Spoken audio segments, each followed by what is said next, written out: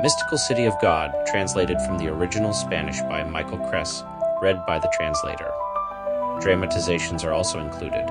This is the full 4-volume Mystical City of God. Book 1, Chapter 15, on the Immaculate Conception of Mary, Mother of God, through the power of divine virtue. Divine wisdom had arranged all things in preparation to bring forth the Mother of Grace, free from the blemish of all human nature. The assembly and number of the ancient patriarchs and prophets had already been completed, and the high mountains upon which this mystical city of God was to be built had been established. Psalms 86, verses 1-3. By the power of his right hand, God had set apart incomparable treasures of his divinity to endow and enrich her. He had prepared 1,000 angels to guard and serve her, as faithful subjects would serve their queen and lady. He chose for her a royal and noble lineage from which she would descend, and he selected the holiest and most perfect parents of that time to bring her forth, there being no others more holy or better suited to be the parents of the one God himself had chosen to be his mother. If there had been more suitable parents, the Almighty would have selected them. God prepared her parents with abundant grace and blessings from his right hand, enriching them with every kind of virtue, illumination of divine knowledge, and gifts of the Holy Spirit. When they married, Saint Anne was 24 years old, and Joachim was 46. 20 years passed after their marriage without children. Thus, at the time of her daughter's conception, Saint Anne was 44 years old, and Joachim was 66. Although the conception followed the natural order of other human conceptions, the power of the Most High removed all imperfection and disorder, leaving only what was necessary and essential in nature. In this way, the proper matter was provided to form the most excellent body ever created, or to be created in a mere creature. God set a limit on the natural powers of the parents, and grace intervened so that there was no sin or imperfection in the process, only virtue, merit, and perfection in every measure. Although the act was natural and ordinary, it was governed, corrected, and perfected by divine grace, so that grace could fulfill its purpose without the hindrance of nature. In Saint Anne, the power of the Most High shone even more brightly due to her natural sterility. This sterility made the act on her part miraculous in both manner and substance, rendering it purer than any other. Without a miracle, she could not have conceived, for conception that occurs solely through natural virtue and order does not depend immediately on any other supernatural cause, apart from the natural contribution of the parents. In such natural conceptions, the parents provide the matter and contribute to the process with imperfection and without measure. Thus, in this miraculous conception, nature was both limited and elevated by the intervention of grace, ensuring that the body of the one who would become the Mother of God was formed in the purest and most perfect manner possible. In this conception, although the father was not naturally infertile, due to his age and moderation, his natural faculties had already been tempered and nearly diminished.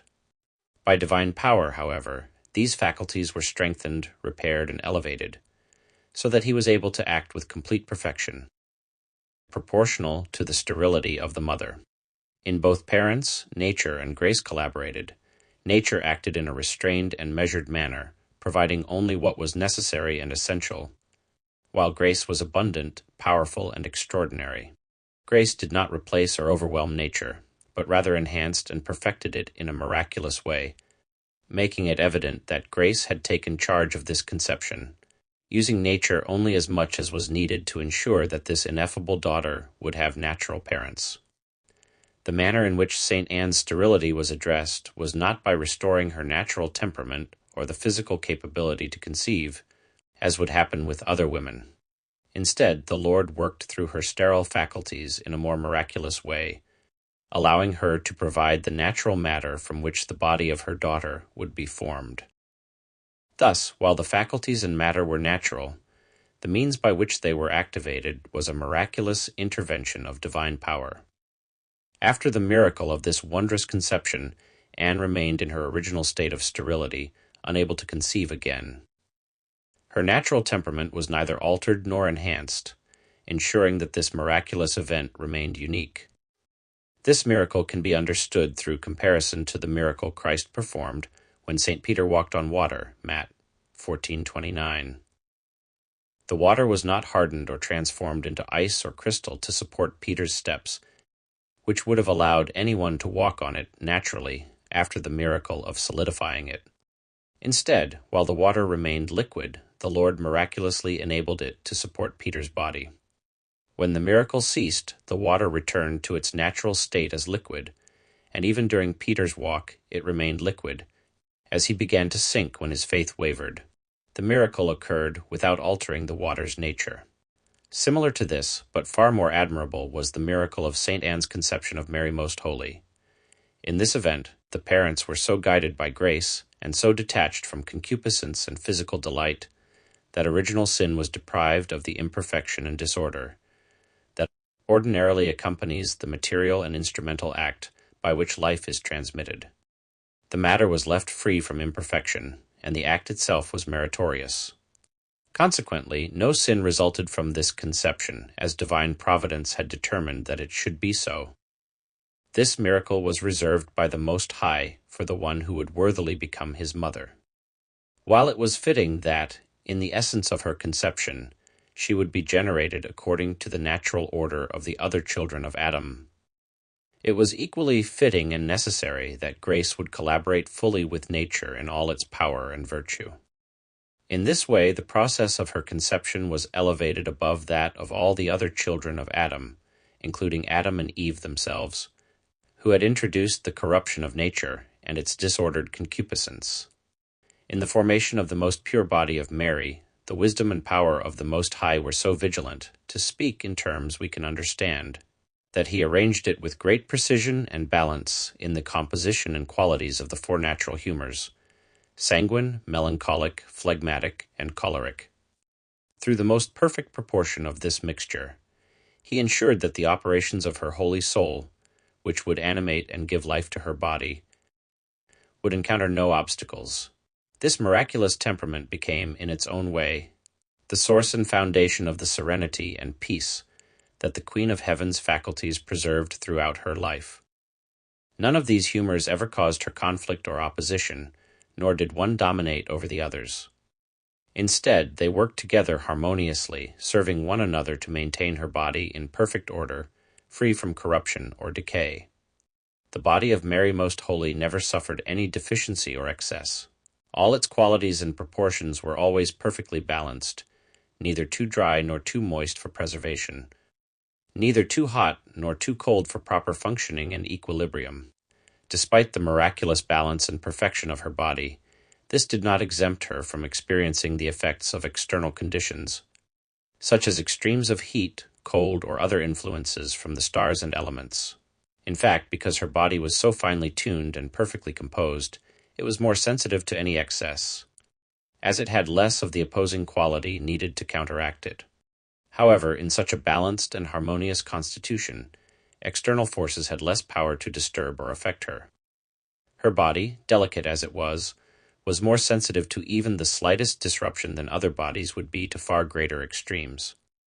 Before the infusion of the soul, this miraculous body being formed in the womb of St. Anne was not yet capable of receiving spiritual gifts, but it was fully capable of natural gifts.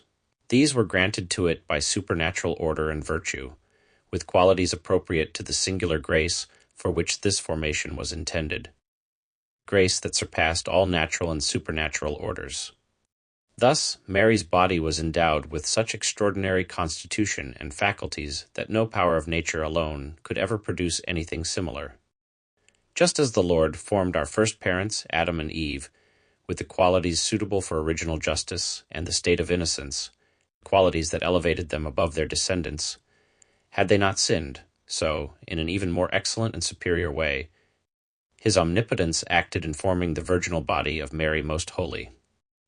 And he did so with even greater providence and abundance of grace, since this creature would surpass not only the first parents, who were destined to sin, but all other corporeal and spiritual creatures. To express it in human terms, God devoted more care to forming the body of his mother than to all the celestial spheres and everything contained within them. This incomparable care in forming her physical body provides the measure by which we should begin to understand the gifts and privileges of this city of God. From the first foundations upon which her greatness was built to the summit of her perfection, she was made immediate and closest to the infinity of the Most High. Sin and the inclination towards sin were as far removed as possible in this miraculous conception. Not only was sin entirely absent from the one destined to be the Mother of Grace, who had always been foreordained and treated with this dignity, but even in her parents, sin was restrained and subdued at the moment of her conception. This ensured that nature was not disordered or disturbed, as it was recognized that nature, in this work, was subordinate to grace and served solely as an instrument in the hands of the supreme artisan, who transcends the laws of nature and grace. From this very moment, God began to destroy sin and undermine the fortress of the strong man armed, preparing to overthrow him and strip him of his tyrannical dominion. On a Saturday, the conception took place as the Most High created the soul of his mother and infused it into her body. Thus, the purest creature entered the world, the holiest, most perfect, and most pleasing to his eyes of all those he has created or will create until the end of time and throughout eternity. In connection with the work God accomplished in creating the rest of the world in 7 days, as described in Genesis 1 verses 1 to 31, 2:1-3, the Lord acted with mysterious intent. Here, without doubt, he fulfilled the reality of that prefiguration, having created the supreme creature of all. Through her, he inaugurated the work of the incarnation of the divine Word and the redemption of the human race. For God, this day was like a feast and celebration, as it was for all creation. Because of the mystery of the Immaculate Conception of Mary Most Holy, the Holy Spirit ordained that Saturday should be consecrated to the Virgin in the Holy Church.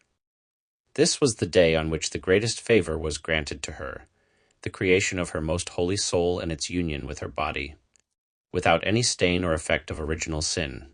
At the very moment of the creation and infusion of Mary Most Holy's soul, the Blessed Trinity uttered these words with even greater love than when they were recorded by Moses, Genesis 1 verse 26. Let us make Mary in our image and likeness, our true daughter and spouse, destined to be the mother of the only begotten, of the very substance of the Father. By the power of this divine word, and the love with which it proceeded from the mouth of the Almighty, the most blessed soul of Mary Most Holy was created and infused into her body. At that very moment she was filled with grace and gifts exceeding those of the highest seraphim in heaven. There was not an instant in which she was left bare or deprived of the light, friendship, and love of her Creator, nor could the stain or darkness of original sin touch her. Instead, she was endowed with a most perfect and supreme justice, surpassing that of Adam and Eve at their creation. She was also granted the perfect use of reason, corresponding to the extraordinary gifts of grace she received, not to remain idle for even a moment, but to produce wondrous effects of the highest delight for her Creator. In contemplating the understanding and light of this great mystery, I confess myself overwhelmed. My heart, recognizing my inability to explain it fully, turns to feelings of admiration and praise, for my tongue falls silent. I behold the true Ark of the Covenant, fashioned, adorned, and placed in the temple of a barren mother, with greater glory than the figurative ark in the house of Obed-Edom, 2 Samuel 6 verse 11, in David's court, or in Solomon's temple. I see the altar formed in the Holy of Holies, where the first sacrifice would be offered that would conquer and appease God. I see nature departing from its usual order to be reordered, as new laws are established against sin, laws that surpass the ordinary, whether of sin, nature, or even grace. I see a new earth and new heavens beginning to form. Isa 65:17, the first of which is the womb of a most humble woman. The most holy Trinity looks upon her, countless courtiers of the ancient heavens attend her, and 1,000 angels are appointed to guard the treasure of her small body, animated and no larger than a tiny bee.